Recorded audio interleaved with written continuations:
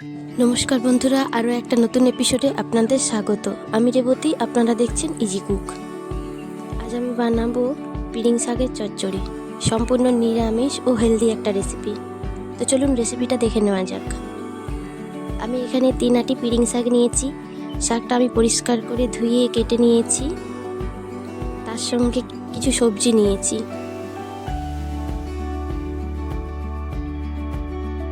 আমি এখানে একটা বড় সাইজের বেগুন কেটেছি, একটা মাঝারি সাইজের আলু কেটেছি ও অর্ধেকটা ওলকপি নিয়েছি।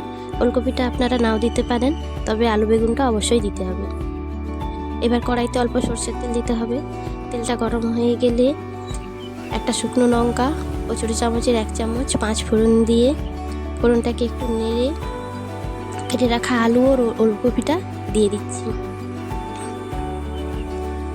যদি আপনারা আমিষ খেতে চান তাহলে ফোড়নের উপরে পেঁয়াজ কুচিটা দিয়ে দেবেন।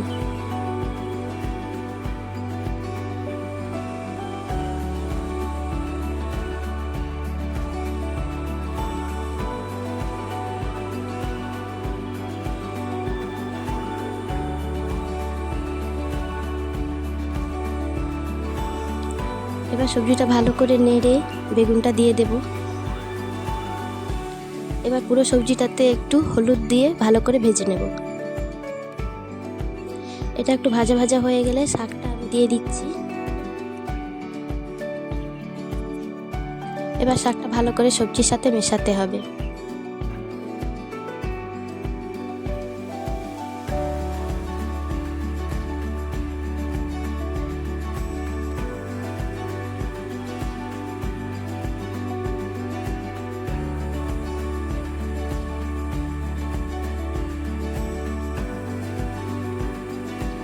এভাবে মেশাতে মেশাতে দেখুন কতটা কমে গেছে। এই রান্নাটা কিন্তু খুবই সহজ আর একেবারেই তেল কম ও মশলাবিহীনের একটা রান্না। বাচ্চা থেকে বড় সবার জন্যই খুব হেলদি একটা রেসিপি। এবার আমি পরিমাণ মতো লবণ দিচ্ছি। এখানে একেবারেই জল দেওয়ার কোনো প্রয়োজন নেই। এবার এটাকে একটু নেড়ে 2 মিনিট একটু ঢাকনা লাগিয়ে দিচ্ছি।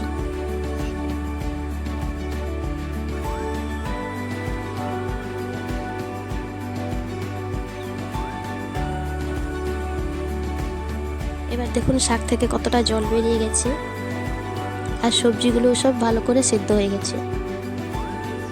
এবার খুন্তি দিয়ে সবজিগুলোকে একটু ভাঙা ভাঙা করে দিতে হবে, যাতে পুরো শাকটার সঙ্গে একটু মাখো মাখো হয়ে যায়।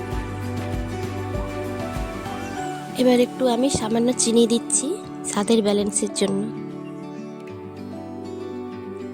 আবারও একটু নেড়ে ওপর থেকে সরষের তেল দিচ্ছি 2 চামচের মতো। এবার একটু নেড়ে নামিয়ে নিচ্ছি।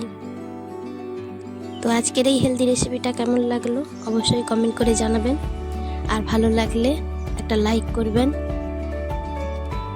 তো দেখা হবে আবার পরের ভিডিওতে। সবাই ভালো থাকুন, সুস্থ থাকুন।